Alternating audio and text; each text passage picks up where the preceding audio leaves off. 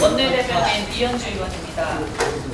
지금부터 제74차 원내대책회의를 시작하겠습니다. 먼저 이종걸 원내대표님의 모두 말씀이 있겠습니다. 어제 정보위원회 현안 보고 있었습니다. 국정원은 인간 사찰을 강하게 부인했습니다만 의혹이 남습니다. 우리 당이 세 차례에 걸쳐서 34건의 사례를 요구했습니다. 그러나 국정원은 거부하고 있습니다. 국정원은 오로지 결백을 강변할 뿐 국민 앞에 진실을 내놓지 않고 있습니다. 국정원의 해킹 사찰 의혹을 셀프 검증하고 여당과 국정원이 함께 면죄부까지 셀프로 발급하고 있습니다. 24일 한 여야 협의는 상임위 차원이긴 합니다만 결국 청문회에 준하는 검증을 하겠다는 것입니다. 그것은 여당도 동의했습니다. 그런데 이제 와서 국정원과 새누리당은 진실규명을 막고 있습니다.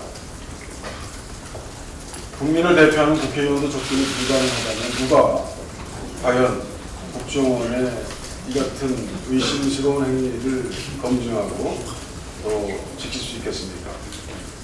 국정원이 지키고자 하는 안보는 과연 누구의 것입니까? 국민들은 국정원의 결백을 결코 믿지 않습니다. 국정원이 더 이상 이런 객관적인 근거 자료, 판단의 자료를 거부하는 것은 국회를 능멸하는 것이고, 또한 검찰이 이 수사의 기관으로 공안부에 해당했다는 것도 진실을 묻어버린 것 아닌가라는 의도를 엿보게 합니다. 이제 국민들은 대통령의 생각을 궁금하게 생각하고 있습니다. 대통령께서 그렇게 원내대표를 불같이 내치던 때와 다르게 왜 이전에는 화를 내지 않고 있습니다. 국정원과 새누리당 행태가 대통령과 이신전심으로 뜻을 같이 한다면 이 사건은 정권이 끝나고 나서 대통령의 발목을 잡을 것이 분명합니다. 과거에도 총리실 사찰 또는 국정원의 도감청 의혹은 결국 사실로 드러났다는 것을 명심히 해야 할 것입니다. 오늘은 첫 메르스 환자가 발생한 지 70일이 되는 날입니다. 오늘 정부는 전 국민을 공포와 불안에 떨게 했던 메르스가 사실상 끝났다라는 선언을 한다고 합니다. 불안과 공포 속에서 평정심을 잃지 않고 스스로와 가족을 지키기 위해 노력하신 국민 여러분이 가장 큰 공로자입니다. 메르스 종식을 위해서 함께 해주셔서 감사드립니다. 또한 최일선에서 바이러스와 사투를 벌인 의료인을 비롯한 병역, 방역 관계자 여러분들에게도 감사하다는 말씀을 드립니다. 온몸을 걸고 국민 건강을 위해서 몸을 들고지 않고 애쓰시는 여러분들, 의료인 여러분들에 대해서 많은 감동을 받았습니다. 다시 한번 진심으로 감사 말씀 드립니다. 여러분들과 같은 숨은 영웅이 우리 사회를 지탱하는 가장 중요한 주춧돌이라고 생각합니다. 이제 우리가 해야 될 일이 명확해졌습니다. 메르스와의 전쟁에서 36명의 생명을 잃은 이후 대책 없이 3차 감염까지 전선을 밀린 원인과 책임을 규명할 때입니다. 저희 정부는 후속 대책을 국민의 수준으로 볼 때 우려를 금할 정도로 안이하게 대처하고 있습니다. 난리가 지나간 폐허에서 잔치를 하겠다는 것으로 보입니다. 정부 조직 확대나 책임자 지휘 승격은 지금 논의할 것이 아닙니다. 보건부 분리나 보건 담당 제2차관 신설 문제를 논의할 것도 시기상조입니다. 2003년 사스 때도 보건 담당 차관은 없었고 심지어 질병관리본부도 없었다는 것을 명심하십시오. 정부는 304명의 꽃다운 목숨을 앗아간 세월호 참사 뒤에도 국가 안전처를 만드는 것이 후속 대책의 전부였습니다. 제2, 제3의 메르스 사태를 막으려면 보건, 공공의료 시스템을 개선해야 하는 것은 불보듯 뻔한 것입니다. 우리는 민주주의의 책임이 중요하다는 사실을 알고 있습니다. 메르스 사태를 처음부터 복귀해서 무엇을 잘못했고 누가 잘못했는가를 정확히 규명하는, 책임을 규명하는 것이 후속 대책의 첫 걸음입니다. 이래서 헌법에도 정부가 문제의 일부가 아니라 해결책의 일부가 되도록 하는 여러 장치가 포함되어 있습니다. 메르스 사태를 통해서 투명성도 없고 책임감도 없는 정부는 위험할 수 있음을 경험으로 명확히 깨달았던 것입니다. 따라서 정부는 시스템상의 문제에 대해서는 해결책을 찾고 인재로 판명한 것에 대해서는 분명히 문책해야 합니다. 사실 규명을 통해서 책임을 묻는 작업을 시작해야 합니다. 태평양 전쟁 가해기업인 미쓰비시 머티리얼이 한국만 쏙 빼놓고 미국, 중국에 사과했습니다. 앞으로 영국과 호주, 네덜란드 등에 대한 사과도 할 예정이라고 합니다. 미쓰비시는 가장 가까운 나라, 가장 큰 피해를 당한 나라, 그 나라가 한국이라는 것을 잘 알고 있습니다. 미쓰비시가 이런 기회주의적 형태를 벌인 이유는 당시 한국이 일본의 식민지 지배를 받아서 국내법의 적용을 받았기 때문에 정당한 징용이라는 것입니다. 이것은 남의 것을 빼앗아 자기 것을 만들어 놓고 자기 마음대로 사용할 수 있다고 우기는 전형적인 식민지 시대의 떼쓰기입니다. 피해가 있는 곳에 사과해서 있어야 되고 보상이 따르는 것은 인권과 존엄을 우선시하는 국가라는 당연히 따라야 할 상식의 논리입니다. 정부는 우리 국민을 차별하는 일본에 적극 대항합니다. 일본이 피해자의 국적에 따라서 사과와 보상을 관리하는 것에 국민을 대신해서 특별한 분노를 느끼면 또한 징용 문제 정부 차원에서 적극적으로 대응한 중국과 달리 청구권 협정을 핑계로 소극적으로 대처해서 이런 상황을 자초한 정부의 작성을 촉구합니다. 곧 8월입니다. 광복 70주년이 되는 날이 다가옵니다. 이번 국회에서는 지난번 유승민 원내대표와 합의했습니다. 국회 정문 앞에 징병, 징용, 반동, 대지진, 원법 피해자, 위안부 이름 없이 사라진 유명 독립운동가의 뜻을 기리는 국회는 우리를 잊지 않습니다. 저희들을 잊지 않겠습니다. 라는 상징망이 지목될 예정입니다. 다음은 최재천 정책위의장님의 모두 말씀이 있겠습니다.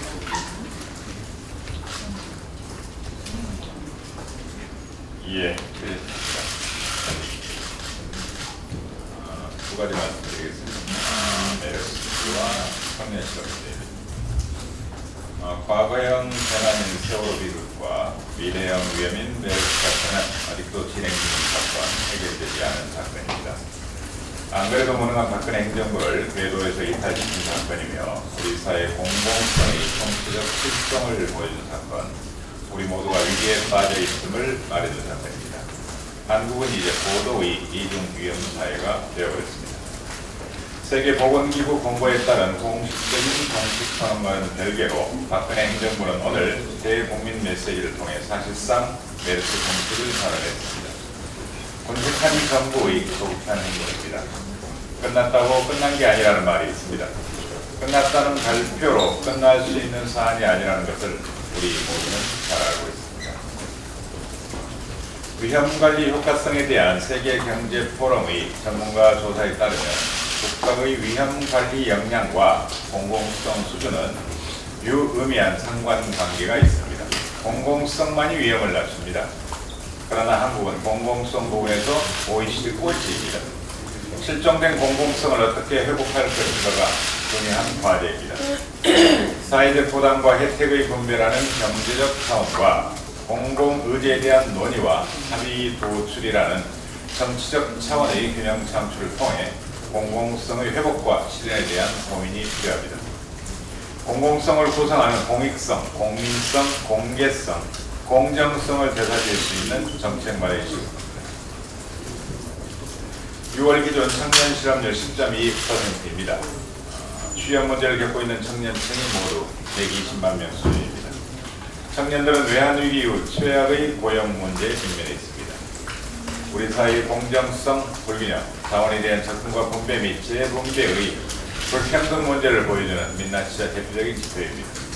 박근혜 행정부가 어제 발표한 청년 고용 절벽 해소 종합대책은 이런 공정성 회복과는 거리가 먼 정책입니다.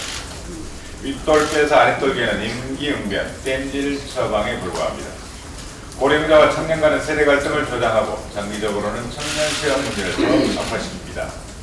노동계는 물론이고 오늘 아침 언론마저 대단히 냉정합니다. 현실과 동떨어진 처방으로 질 낮은 일자리만 양산할 따름이라고 평가하고 있습니다. 고용도 성장도 없이 병든 우리 경제의 구조적 문제에 대한 근본적인 접근이 필요합니다. 보다 과감한 청년 고용 할당제가 필요합니다. 대기업의 사회적 책임이 적극 요구되는 상황입니다. 마지막으로 행정부의 책임과는 별개로 메르스 확산을 막고 감염 환자 치료에 전력해 주신 의료진과 관계자 여러분들께 깊이 감사드립니다. 열악한 조건 속에서 여러분들은 공익을 위해 최선을 다하셨습니다. 그리고 아직 병원에 계신 분의 치유를 지원하셨습니다. 네, 이어서 의원님들의 발언이 있겠습니다. 협상 관련해서 이춘석 원내수석 부대표님의 발언 말씀이 있겠습니다.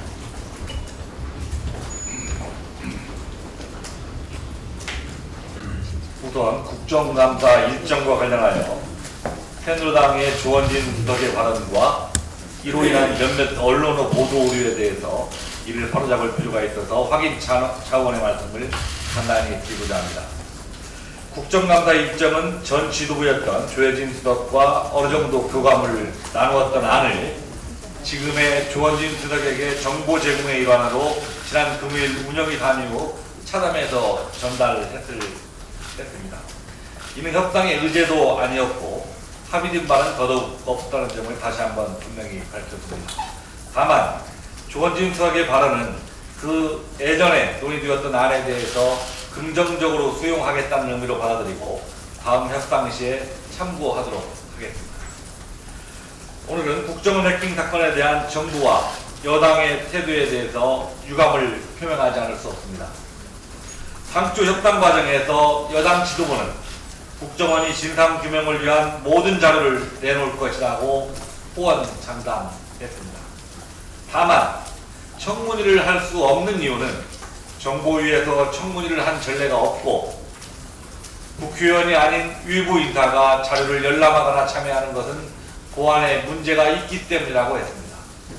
그런데 정작 상임위를 열고 보니 국정원은 로고 기록의 제출을 거부하고 있고 심지어 정보위 여당 간사는 로고 기록 제출은 국정원이 처음부터 안 된다고 했다며 그것이 당의 입장이라고 밝혔습니다.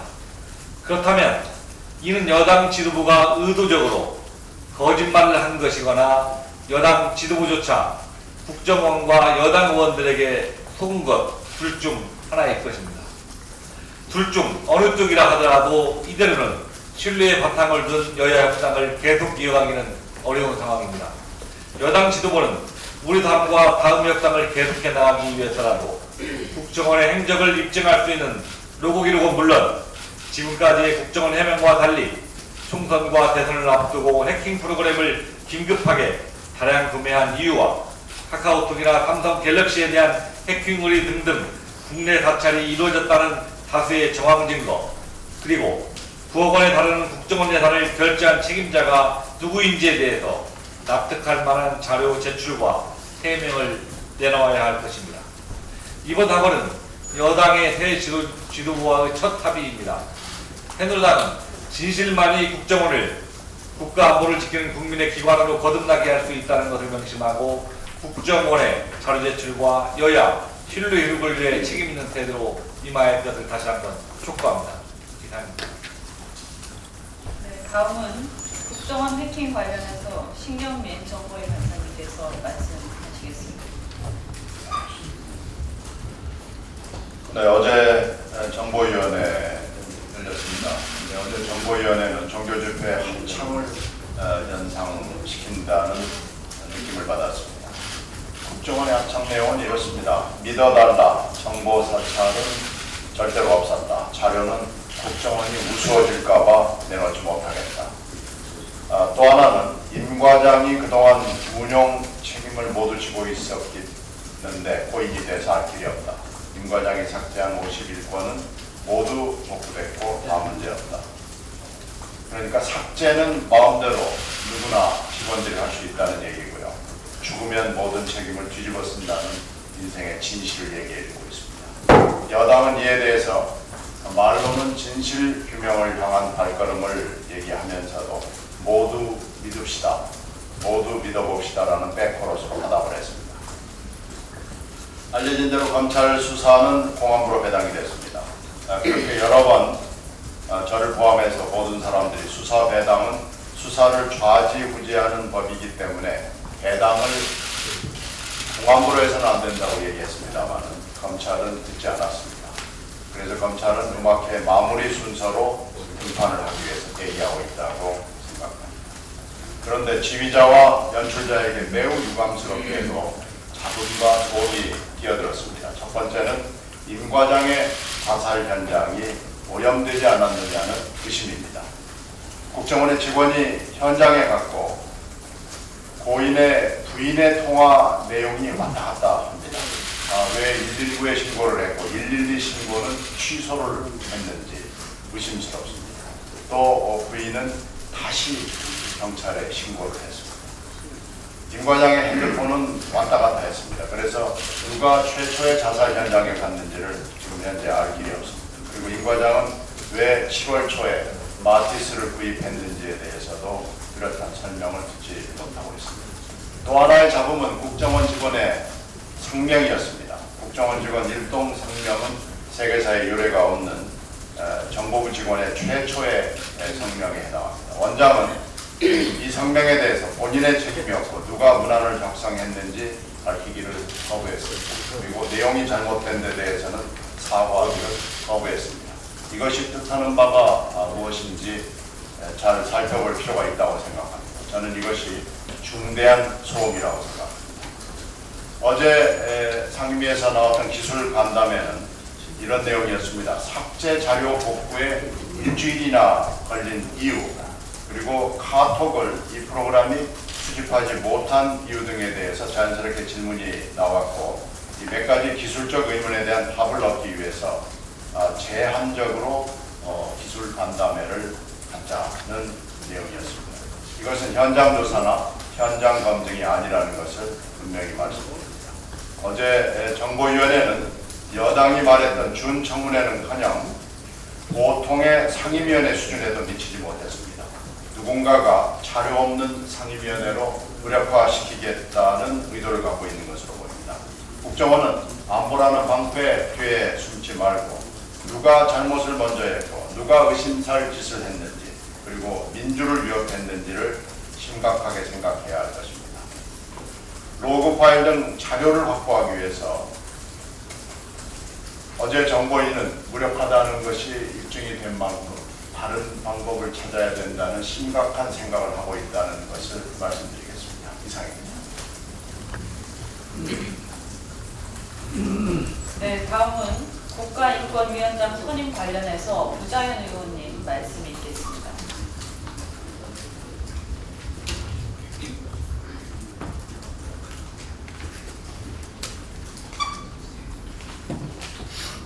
예, 운영위원회 소속 부자연입니다. 지난주에 박근혜 대통령은 신임 국가인권위원장으로 이성호 현 서울중앙지방법원장을 내정하고 23일 인사청문 요청안을 국회에 제출해서 곧 인사청문회를 앞두고 있습니다. 예, 그동안 우리 당이 여러 차례 지적을 했고 시민단체와 인권단체들이 우려했던 바가 현실이 되었습니다. 오늘 최재천 정책위원장께서 지적하신 공정성, 투명성이 실종된 한마디로 깜깜이 인선, 일칠 인선입니다. 국가인권기구들의 국제조정기구인 ICC는 지난 이명박 정부 시절부터 우리 인권위원회 인선 절차를 시정할 것을 여러 차례 권고하는 바가 있습니다. 특히 ICC는 지난해와 올해 연속 3차례에 걸쳐서 인선 절차의 불투명성을 이유로 우리 인권위원회 등급 심사를 보류하는 사실상 등급 강등 조치를 취했습니다. 국제적 망신의 다름 아닙니다. ICC는 우리 인권위의 위원 선출 방식이 명백하고 투명하며 시민 참여를 보장하는 규정이 부재한 점, 구성원의 다양성을 확보하기 위한 규정이 부재한 점 등을 법제도적으로 개선하도록 지속적으로 권고하였으나 박근혜 정부는 지금까지 귀를 막고 있습니다. 우리 당에서는 지난 2013년에 이러한 국제사회의 권고를 반영한 국가인권위원회 법 개정안을 제출하였지만 아직까지 제대로 된 심의조차 이루어지지 못하고 있습니다. 인권에 대한 풍부한 경험과 인권 감수성을 지닌 인권위원장과 인권위원을 선출하기 위해서는 사회 각계각층의 인사들로 구성된 후보 추천위원회를 두어서 인권위원 선정의 투명성과 시민들의 참여를 보장할 필요가 있습니다. 우리 인권위원회는 민주화와 인권 개선을 위한 국민들의 오랜 열망을 담아 지난 2001년 설립된 이후 해외에서 국가인권기구의 모범으로 불릴 만큼 우리 사회 곳곳에서 일어나는 인권 침해의 관행과 제도들을 개선하는 데 커다란 역할을 해왔습니다. 그러나 이명박 정부 이후 우리 인권위원회의 위상은 추락하였습니다. 가장 중요한 원인은 투명하지 못했던 인선 과정 때문입니다. 인권위원회가 정권의 눈치를 보면서 정작 국민의 중요한 인권 문제에 대해서는 침묵하는 악순환을 이제는 끊어야 합니다. 우리 국회가 함께 적극 나서서 하루빨리 우리 당이 제안한 국가인권위원회법 개정안을 포함하여 인선 과정의 투명성을 담보할 수 있는 제도를 마련해야 할 것입니다. 이상입니다. 네, 다음은 국정원 해킹 감청 설비 관련해서 최민희 의원님 말씀이 있겠습니다.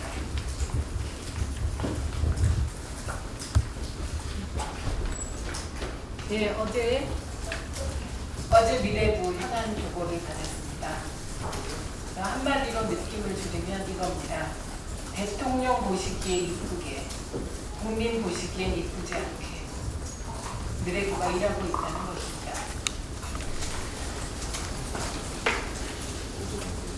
우선 첫째, 미래부는 법이 부여한 의무도 법이 준 권한도 전혀 쓰고 있질 않습니다.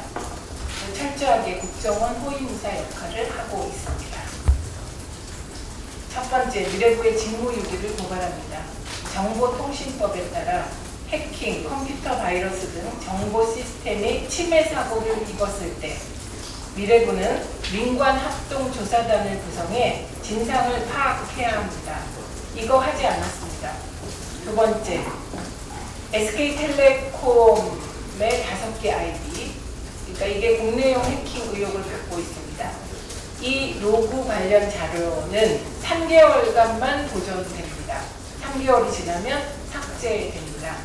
그래서 미래부가 지금 가장 먼저 해주어야 할 일은 이 SK텔레콤 5개 아이디 보존 명령을 내리는 겁니다.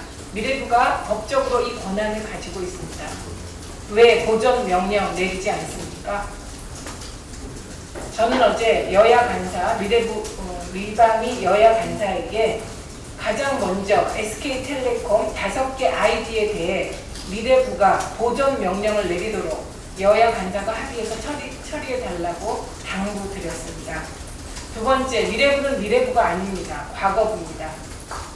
통신비밀보호법 2조 감청설비 관련 조항은 대화 또는 전기통신의 감청에 사용될 수 있는 전자장치, 기계장치, 기타 설비 등이라고 되어 있습니다.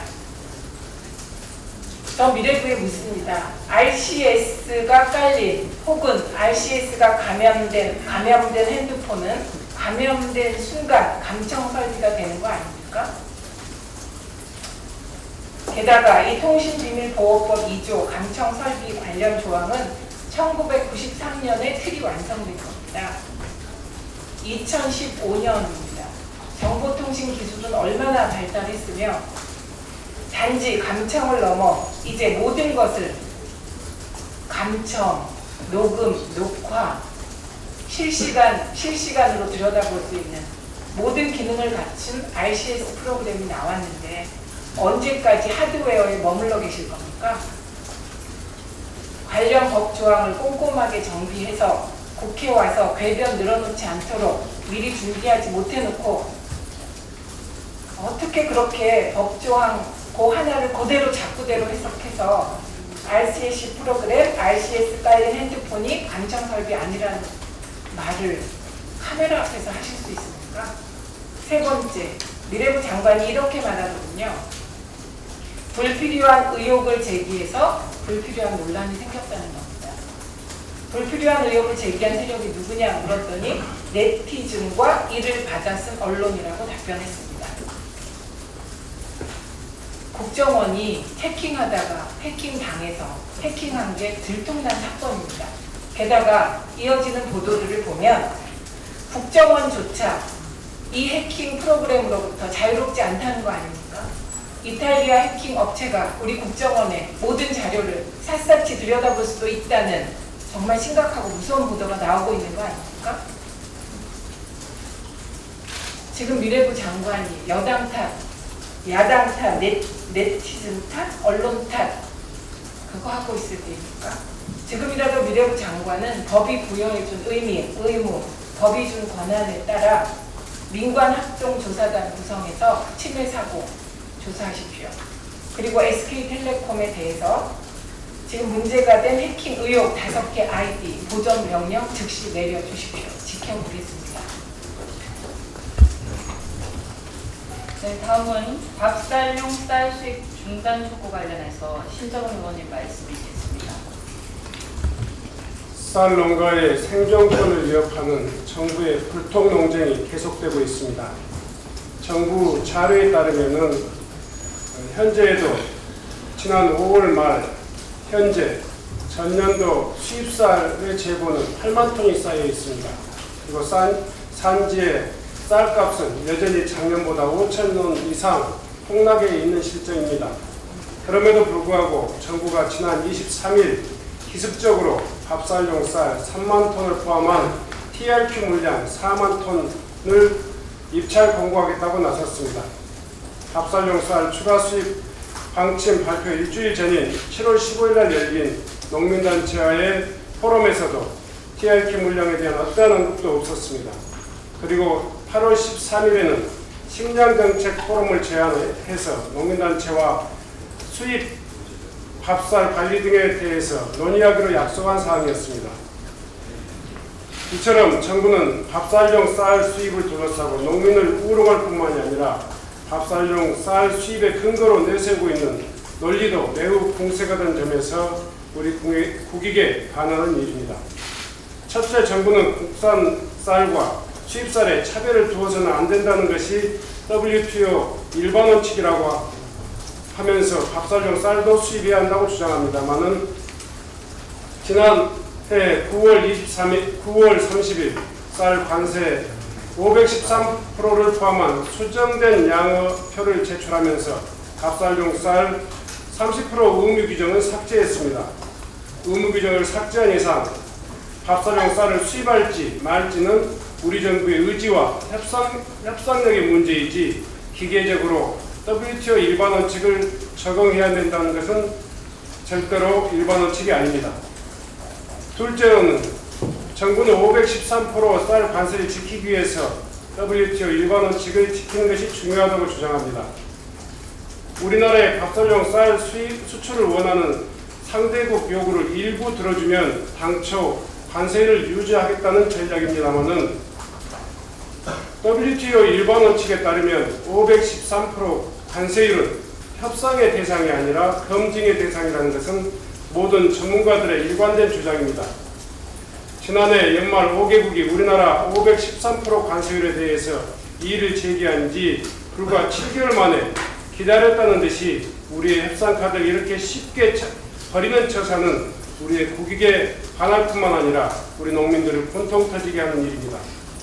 셋째는 정부는 앞으로 체결될 모든 협상에서 쌀이 그 대상이 협상 대상이 아니라는 말을 반복하고 있습니다. 치열한 협상을 통해서 자국의 농업을 보호할 생각은 안 하고 상대국 요구에 쉽게 응한다면 누가 이 말을 신뢰할 수 있겠습니까? 우리의 쌀 관세율의 이의를 제기한 5개국, 미국, 중국, 베트남, 태국, 호주 등 5개국 중에서 3개국이 이미 TPP 협상 가입국임을 명심해야 합니다. WTO 규정을 지켜야 합니다. 하지만 협상의 여지가 있을 때는 우리에게 유리하게 해석하는 것이 협상 전략이라고 생각합니다. 정부는 농민들의 생존권을 위협하고 국익에도 반하는 밥살용 쌀 수입을 즉각 처리해야 합니다.